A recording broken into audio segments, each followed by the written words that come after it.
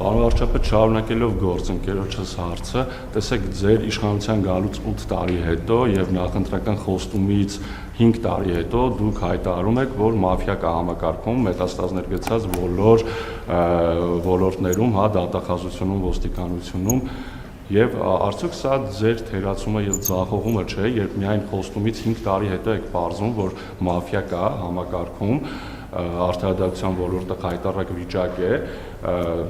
եւ ասում եք սահմանադրության փոփոխությունը կկարգավորի, ինչպես է կարգավորելու եւ մեկ հիշեցում էլ անեմ, երբ որ դուք ասում եք կա տենց դատավոր, որ կարող է իմ ասածը չանել։ Հիմա եթե սահմանադրությունը փոխեք, այսինքն նման հայտարարությունների դեպքում օրենսդրության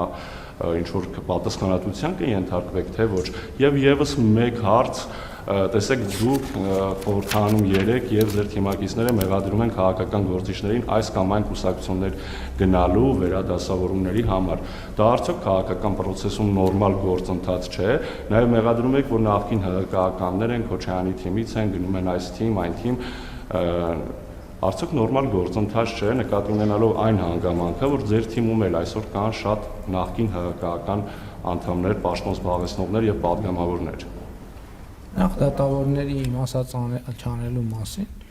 պետք չի կոնտեքստից կընտրել։ Ես ասել եմ, որ 2018 թվականին, երբ որ ես դարձել եմ վարչապետ, այդ համակարգը գոյություն ունեցել է։ Ես մերժել եմ այդ համակարգը եւ ասել եմ, որ դատական համակարգը պետք է լինի անկախ։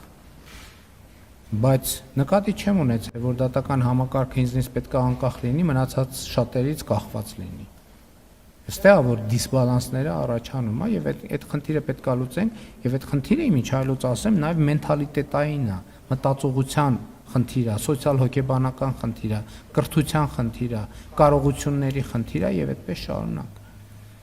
Եվ օրինակ, եթե պարզվի, որ Հայաստանում կա դատավոր, որ իր պրոֆեսիոնալ մակարդակով չի համապատասխանում դատավորի ստանդարտին, ինքը չի կարող լինել անկախ, որովհետև ինքը անդադ կախված է, որոշում գրելիս, դատավճիռ գրելիս, չգիտեմ, միջնորդություն քննարկելիս, անդադ ինքը դիմում է ուրիշների, կարա եթե այդպիսի բան լինի, ու դրանից արդեն կախվածություններ են առաջանում սրանից բխող հետևանքներով։ Ինչ վերաբերվում է մաֆիային, այն փաստը, որ կարող ենք արձանագրել, որ այդպիսի երևույթ կա, այդ նշանակում է այդ պրոբլեմների լուծման հետևից անկեղծորեն գնացել ենք, որ այդ եզրակացությանն ենք եկել, որովհետև կարող ենք բան չանել, ասել չասենք, որ վայ հանկարծ չասեն, որ մեր ձախողումն է, ու տենց էլ համաձայնության գաղջ մթնոլորտը պահպանվել։ Բայց դա է կարևորը, որ ես այս կարգավիճակում դա ասում եմ։ Բա ինչի եմ ասում, դա նշանակում է, որ ես այդ խնդիրները խորքային լուծման հետևից գնացել եմ, չէ, գնացել եմ, առերեսվել եմ։ Նույնը վերաբերվում է, երեք ես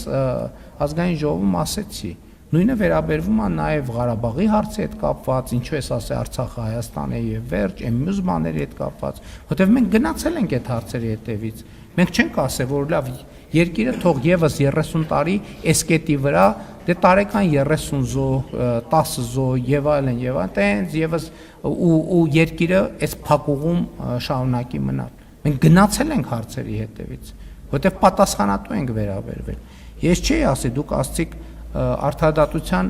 համակարգում կան խորքային խնդիրներ, այո, բայց արդարադատության համակարգում շատ խնդիրներ լուծված են։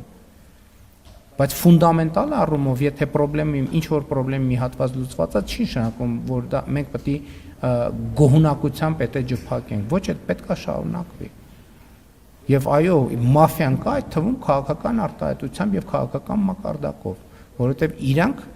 այդ թվում ժողովրդավարության գործիքները օգտագործելով շարունակում են ազդեցություն ունենալ Հայաստանի Հանրապետությունում։ Եվ իմիջայլոց ասեմ, այս խնդրեմը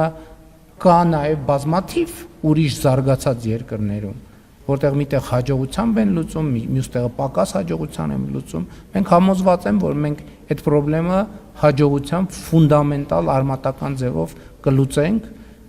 եւ այդ թվում դրա համար մեր մանդատի շարունակություն ենք ակնկալում մեր ժողովրդից։ Շնորհակալություն։ Դե կներեք, այնքան շատ եք տալիս, չեմ հարցնում գրել, ինչի մասին։ Դե չեմ մեկնաբանի, հիմա դա քաղաքական։ Դե նայած որը հիմա ինչ, չգիտեմ, ասենք ենթադրենք, եթե օրինակ նույն մեր քաղաքական թիմի ներկայացում, մենք ասել ենք նույն մեր հանձնառությունը ինչ է եղել, որ պետքա մենք շատ խստագույն բանով չափանիշներով վերաբերվենք ինքներս մեզ։ Մենք տեսնում ենք այն քաղաքական թիմի անդամները, այդպիսի դեպքեր եղել են, ում հետ կապված խնդիր ենք առաջացնում, այդ թվում 1, 2, 3 գծեր անցնում են եւ արդեն իրավական մեխանիզմները սկսում են գործել, մեկ էլ հոբ դառնում են ընդդիմադիր։ Այսինքն ինչ, բանի մեր քաղաքական թիմի անդամը լինելու նպատակը այն է, որ ինդուլգենցիա ունենան, ինչ ուզենան անեն, չի կարող այդպիսի բան լինել։ Բաժանորդագրվեք Արմատ մեդիայի ալիքներին սոցցանցերում։ Հետևեք մեզ նաև Armat Media AM կայքում։